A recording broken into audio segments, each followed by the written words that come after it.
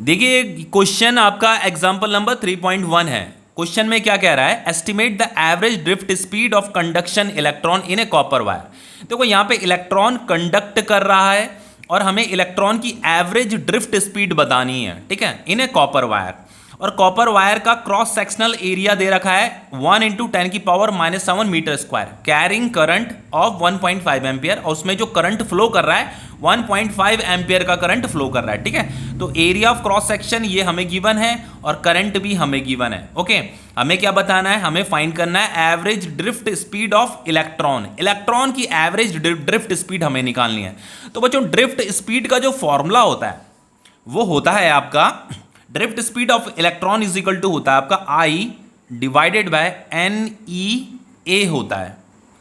यहां पे हमारे पास करंट हमारे पास है, ये हमें गिवन है, एरिया ऑफ क्रॉस सेक्शन भी हमें गिवन है, E का मतलब होता है चार्ज ऑन एन इलेक्ट्रॉन। तो चार्ज ऑन एन इलेक्ट्रॉन की जो वैल्यू होती है वो 1.6 × 10⁻⁻19 कूलम होती है।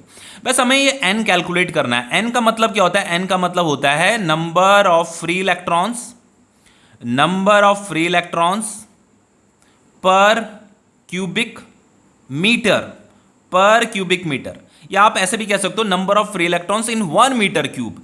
1 मीटर क्यूब में कितने नंबर ऑफ फ्री इलेक्ट्रॉन्स होते हैं ये हमें पता करना है, उसे हमें यहां पे पुट करना है। तो सबसे पहला काम है हमारा इस n को कैलकुलेट करना। आगे देखिए क्या लिखा है क्वेश्चन में, assume that each copper atom contributes रफली 1 कंडक्शन इलेक्ट्रॉन। इसका मतलब यह है कि रफली हमें यह मान करके चलना है कि एक एटम से जो है एक ही इलेक्ट्रॉन क्या कर रहा है, कंडक्शन के लिए कंट्रीब्यूट कर रहा है। समझ में आ रहा है ना। देखो बच्चों, कंडक्शन का मतलब होता है करंट का फ्लो होना। तो जब करंट फ्लो जो होता है वो किसकी वजह से होता है, फ्री इलेक्ट्रॉन की वजह से होता है। फ्री इलेक्ट्रॉन एक एटम से दूसरे एटम में जंप करते हैं, ठीक है। तो यहां पे हर एक एटम से जो है बच्चों एक ही इलेक्ट्रॉन क्या कर रहा है, सिर्फ एक ही इलेक्ट्रॉन क्या कर रहा है, कंट्रीब्यूट कर रहा है ईच एटम से। ईच एटम जो है कंट्रीब्यूट रफली only 1 electron for conduction. Okay, तो मुझे यहां पे नंबर ऑफ फ्री इलेक्ट्रॉन पर क्यूबिक मीटर निकालना है ना। तो सबसे पहले मैं कैलकुलेट करूंगा नंबर ऑफ एटम पर क्यूबिक मीटर कैलकुलेट करूंगा। तो अगर नंबर ऑफ एटम का मुझे पता चल जाएगा तो नंबर ऑफ फ्री इलेक्ट्रॉन का भी पता चल जाएगा। तो जितने नंबर ऑफ एटम होंगे, यहां पे लिखा है ना बच्चों, ईच कॉपर एटम कंट्रीब्यूट रफली 1 इलेक्ट्रॉन, ओनली 1 इलेक्ट्रॉन। तो एक एटम एक ही इलेक्ट्रॉन को कंट्रीब्यूट कर रहा है। तो अगर बच्चों 1 मीटर क्यूब में जितने भी नंबर ऑफ एटम्स होंगे ना, उतने ही नंबर ऑफ फ्री इलेक्ट्रॉन्स वहां पे कंट्रीब्यूट भी कर रहे होंगे, ठीक है। तो देखो यहां पे आगे क्वेश्चन में लिखा है डेंसिटी ऑफ कॉपर हमें दे रखा है ये। तो डेंसिटी ऑफ कॉपर ये हमें दे रखा है 9 × 10⁻³ kg पर मीटर क्यूब। तो इसका मतलब क्या है, kg पर मीटर क्यूब का मतलब यह है कि 1 मीटर क्यूब जो कॉपर है, 1 मीटर क्यूब कॉपर का जो मास होता है वो 9 × 10⁻³ kg होता है। समझ में आ रहा है। तो 1 इसका मतलब यह है कि 1 क्यूबिक मीटर मतलब 1 मीटर क्यूब का जो कॉपर होगा ना, 1 cubic metre of copper has a mass of 9 × 10⁻³ kg। तो इसे ग्राम में कन्वर्ट कर लेते हैं 9 × 10⁻³ kg को। तो ये हो जाएगा आपका 9 × 10⁻6 ग्राम। मतलब 1 मीटर क्यूब जो कॉपर होता है ना, उसका मास इतना ग्राम होता है, ठीक है। तो यहां पे मैं लिख देता हूं 1 मीटर क्यूब जो होता है, 1 मीटर क्यूब वॉल्यूम का जो कॉपर होगा उसका इतना मास होता है 9 × 10⁻6 ग्राम। अब देखिए यहां पे हमें आगे लिखा है and its atomic mass is 63.5 U का मतलब AMU, इसे शॉर्ट में U भी लिखा जाता है। तो U का मतलब होता है AMU, एटॉमिक मास यूनिट। तो हमें यहां पे एटॉमिक मास दे रखा है कॉपर का 63.5 U दे रखा है। तो बच्चों ये जो मास दे रखा है ना, ये 1 मोल ऑफ कॉपर का मास होता है। 1 एटॉमिक मास का मतलब ये जो मास है ये ग्राम में होता है, 1 मोल ऑफ कॉपर का मास होता है ये। तो 1 मोल ऑफ कॉपर जो होता है उसमें इतने नंबर ऑफ कॉपर एटम्स होते हैं, और 1 मोल ऑफ कॉपर जो होता है उसका जो मास होता है वो 63.5 ग्राम होता है। तो ये 63.5 U का मतलब ये होता है कि 63.5 ग्राम जो कॉपर होता है उसमें इतने नंबर ऑफ कॉपर एटम होते हैं, और इतने ही नंबर ऑफ कॉपर एटम को 1 मोल ऑफ कॉपर बोला जाता है, ठीक है। तो ये जो मेरे पास इंफॉर्मेशन है बच्चों, इस इंफॉर्मेशन से मैं नंबर ऑफ एटम इन 1 ग्राम निकाल सकता हूं। तो सबसे पहले मैं क्या निकालूंगा, नंबर ऑफ एटम्स इन 1 ग्राम। 1 ग्राम जो कॉपर होगा, 1 ग्राम कॉपर में कितने नंबर ऑफ कॉपर के एटम्स होंगे ये मुझे पता करना है, ठीक है। तो देखो कैसे करेंगे, अगर आपको नंबर ऑफ एटम्स पता करना है तो ये जो टोटल नंबर ऑफ एटम्स है इसे ऊपर लिखिए, और ये जो टोटल मास है ना, इसे नीचे लिखिए 63.5 ग्राम। तो जब आप इसे डिवाइड करोगे तो आपको क्या मिलेगा, नंबर ऑफ एटम्स इन 1 ग्राम मिलेगा। इसके बाद हम पता करेंगे number of atoms in 9 into 10 की पावर 6 ग्राम, इन 9 इंटू 10 की पावर 6 ग्राम।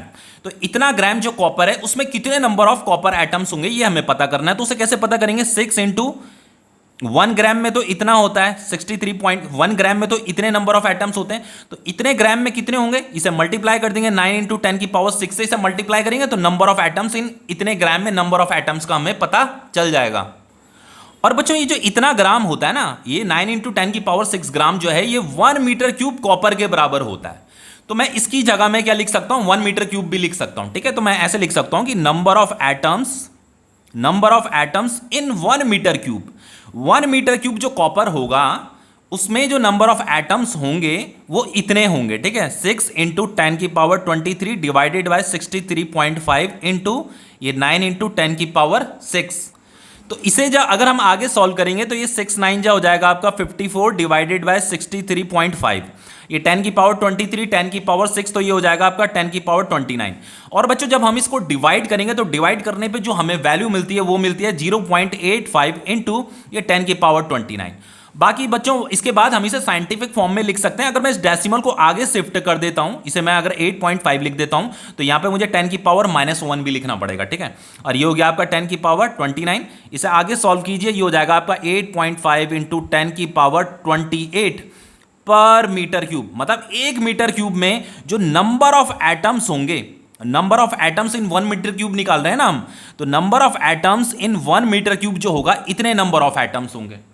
अब हमें क्या निकालना है बच्चों, हमें तो नंबर ऑफ फ्री इलेक्ट्रॉन्स पर क्यूब मीटर निकालना है। मतलब 1 मीटर क्यूब में कितने number of free atoms, free electrons हैं वो हमें निकालना है। तो देखो यहां पे क्या लिखा था बच्चों, यहां पे लिखा था each copper atom contributes 1 electron. एक एटम एक ही इलेक्ट्रॉन कंट्रीब्यूट कर रहा है।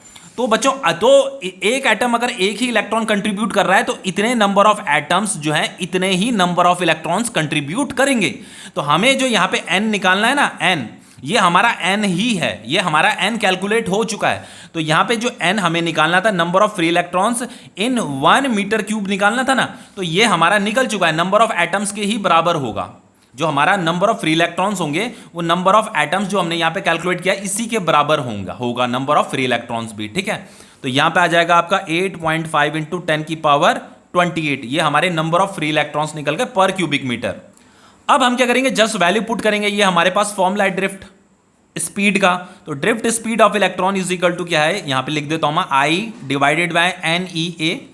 तो ये I कितना दे रखा है, I है 1.5, N कितना है, N अभी हमने कैलकुलेट किया, ये है आपका 8.5 इंटू 10 की power 28 into E charge on an electron 1.6 into 10 की power -19 coulomb. Area of cross section ये है 1 इंटू 10 की पावर -7, 1 इंटू 10 की पावर -7, ठीक है। तो इसे आगे सॉल्व करते हैं, ये हो जाएगा आपका 1.5 डिवाइडेड बाय 8.5 इंटू 1.6 इंटू 1, ठीक है, इंटू 1, और ये 10 की पावर -28 हो जाएगा, ये ऊपर जाएगा तो नेगेटिव हो जाएगा, ये हो जाएगा 10 की पावर 19 और ये हो जाएगा 10 की पावर 7। और बच्चों ये हो जाएगा आपका ये 1.5। इन दोनों को अगर आप मल्टीप्लाई करते हो तो मैं इसे कैलकुलेटर से करके बताता हूं कितना आ रहा है। ये आ रहा है बच्चों आपका 13.6 इंटू ये 10 की पावर -28 है, ये 19 और 7 कितना हो जाएगा 10 की पावर 26, और ये 10 की पावर -28, तो यहां पे आ जाएगा आपका 10 की पावर -2, ठीक है।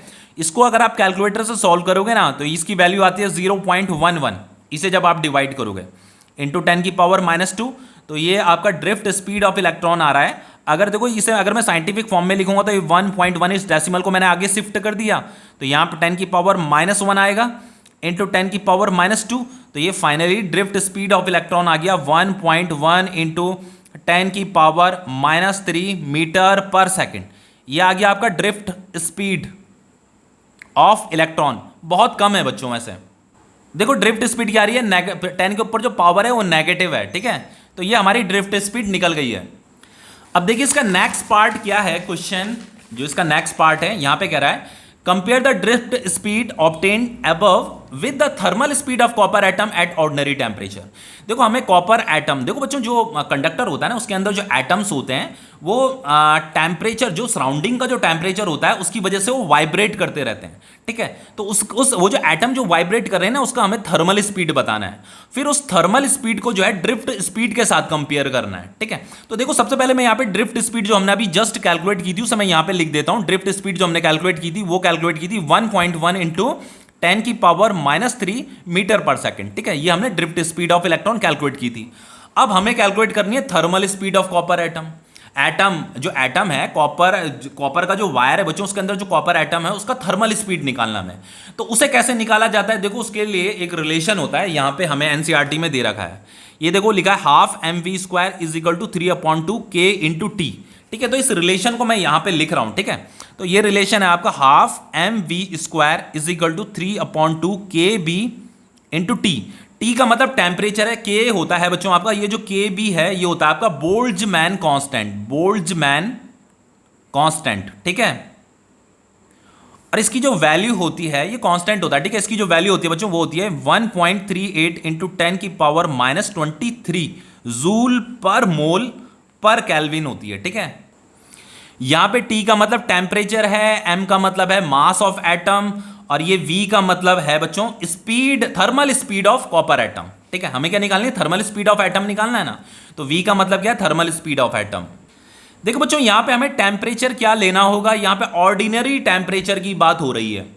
तो ऑर्डिनरी टेम्परेचर आपका 24 भी ऑर्डिनरी होता है, 25, 26, 27 ये ऑर्डिनरी टेम्परेचर होता है, ठीक है। तो टेम्परेचर देखो यहाँ पे एनसीईआरटी ने जो ऑर्डिनरी टेम्परेचर ले रखा है वो 300 केल्विन ले रखा है, ठीक है। तो 300 केल्विन कब आएगा, जब आप टेम्परेचर जो है 27 डिग्री सेल्सियस, यही आपका ऑर्डिनरी टेम्परेचर, जब आप इसे लोगे ना, जब आप इसे केल्विन में कन्वर्ट करोगे तो ये 300 केल्विन हो जाएगा। देखो कैसे कन्वर्ट करते हैं इसे, 27 के साथ आपको 273 प्लस करना है तो ये किस में कन्वर्ट हो जाएगा, केल्विन में कन्वर्ट हो जाएगा, 300 केल्विन। तो ये क्या आपका ऑर्डिनरी टेम्परेचर है, ओके। हमें यहां पे थर्मल स्पीड ऑफ कॉपर निकालना है। तो देखो बच्चों अगर मैं इसे सॉल्व करता हूं तो ये 2 से 2 कट जाएगा, तो ये v² = हो जाएगा आपका 3 ये kb × t divided by m हो जाएगा, ये कैपिटल M। ये m क्या है बच्चों, ये मास ऑफ एटम है, ठीक है, मास ऑफ कॉपर एटम। तो हमारे पास बच्चों यहाँ पे मास ऑफ कॉपर एटम नहीं है हमारे पास, तो ये हमें कैलकुलेट करना पड़ेगा।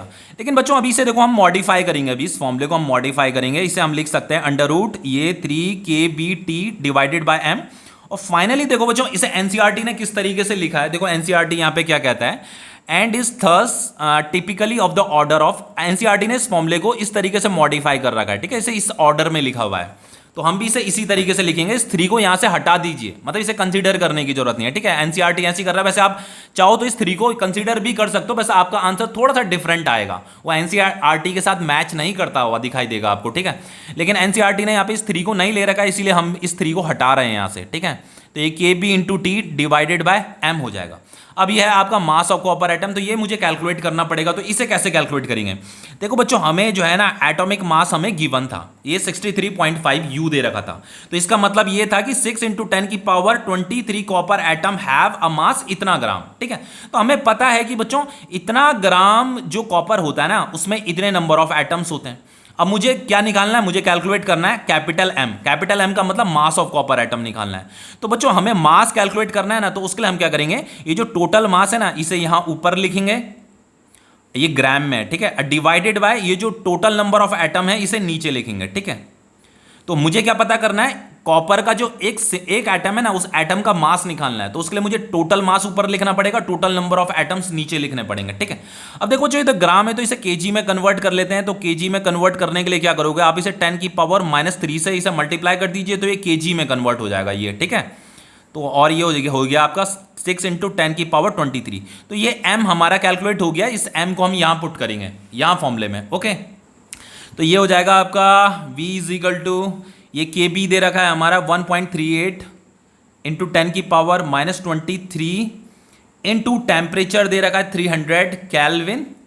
तो ये 300 यहाँ आ जाएगा डिवाइडेड बाय ये m ये है, ठीक है। तो इस वैल्यू को मैं यहाँ पे लिख रहा हूँ 63.5 × 10⁻³ और ये चला जाएगा कहाँ, ऊपर चला जाएगा, ये 6 × 10⁻23। तो ये 23 आपका कट जाएगा और ये हो जाएगा बच्चों। देखो अगर मैं इन दोनों को मल्टीप्लाई करता हूं, तो मैं कैलकुलेटर से मल्टीप्लाई करके आपको बता रहा हूं कितना आ रहा है इनकी वैल्यू। बच्चों इसका जो मल्टीप्लाइकेशन आ रहा है, इसका जो मल्टीप्लाइकेशन आ रहा है वो आ रहा है आपका 2484 डिवाइडेड बाय ये है आपका 63.5। इसे मैं ऊपर भेजूंगा तो ये ऊपर चला जाएगा, ठीक है, ये 10 की पावर -3 है ना, ऊपर भेजूंगा तो ये पॉजिटिव हो जाएगा। फाइनली बच्चों जब आप इसे डिवाइड करते हो ना, तो डिवाइड करने पे जो वैल्यू मिलेगी आपको वो मिलेगी 39.118 मिलेगी इंटू 10 की पावर 3। बाकी आप इसे साइंटिफिक फॉर्म में भी लिख सकते हो। देखो चलो ऐसे करते हैं इसे, देखो अगर मैं इस डेसिमल को इधर शिफ्ट करता हूं, किधर, इधर, तो ये हो जाएगा आपका 3.9118 हो जाएगा। तो डेसिमल मैंने लेफ्ट में शिफ्ट किया तो यहाँ पे आ जाएगा आपका 10 की पावर 1 और ये 10 की पावर 3। और फाइनली हम इसे ये 3.9118 को राउंड ऑफ में 4 भी लिख सकते हैं और ये हो जाएगा आपका 10 की पावर 4। तो फाइनली ये हो जाएगा आपका v इज इक्वल टू, ये 4 को लिख सकते हो आप 2 इंटू 2 और ये 10 की पावर 4 को लिख सकते हो 10 की पावर 2 इंटू 10 की पावर 2। तो v इज इक्वल टू हो जाएगा आपका 2 बाहर आ जाएगा और ये बच्चों ये 10 की पावर 2 भी बाहर आ जाएगा, ये हो गया आपका मीटर पर सेकेंड। तो ये हमारा क्या निकला बच्चों, ये हमारा निकला थर्मल स्पीड ऑफ कॉपर।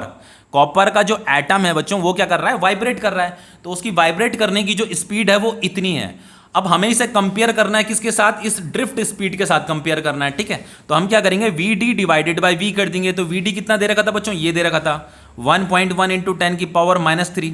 और ये जो हमने थर्मल स्पीड निकाली थी, थर्मल स्पीड है आपका 2 इंटू 10 की पावर 2। तो देखो बच्चों ये तो बहुत ज़्यादा है, ये तो बहुत कम है, ठीक है। तो जब मैं ये 1.1 डिवाइडेड बाई 2 इसको जब मैं डिवाइड करूंगा ना तो ये आएगा आपका 0.55 और जब मैं इसे ऊपर भेज दूंगा तो ये हो जाएगा 10 की पावर -5, ठीक है। तो ये जो बच्चों ये जो ड्रिफ्ट स्पीड है ना, इलेक्ट्रॉन की जो ड्रिफ्ट स्पीड है वो बहुत कम है, 10 की पावर -5 टाइम्स है लगभग। और ये तो थर्मल स्पीड है, थर्मल स्पीड बहुत ज्यादा होती है, इसीलिए यहां पे 10 के ऊपर जो पावर आ रही है वो नेगेटिव पावर आ रही है, ठीक है। तो ये क्वेश्चन आपका कंप्लीट हो गया है।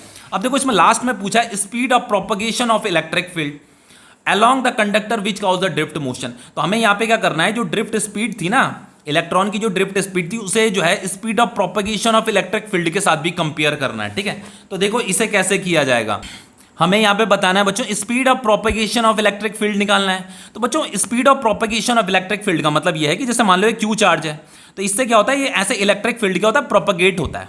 तो ये जो इलेक्ट्रिक फील्ड बच्चों ये जो प्रोपगेट हो रहा है ना, इसकी जो स्पीड होती है वो इलेक्ट्रोमैग्नेटिक वेव की स्पीड के बराबर होती है। और जो इलेक्ट्रोमैग्नेटिक वेव की जो स्पीड होती है ना वो लाइट की स्पीड के बराबर होती है, 3 इंटू 10 की पावर 8 मीटर पर सेकंड के बराबर होती है।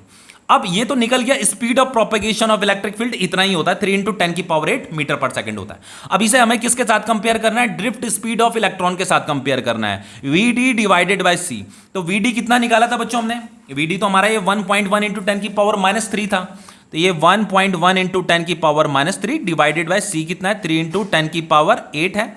तो जब आप इसे डिवाइड करोगे बच्चों तो ये आएगा आपका 0.36 इंटू इसे ऊपर भेजोगे तो ये हो जाएगा आपका 10 की पावर -11।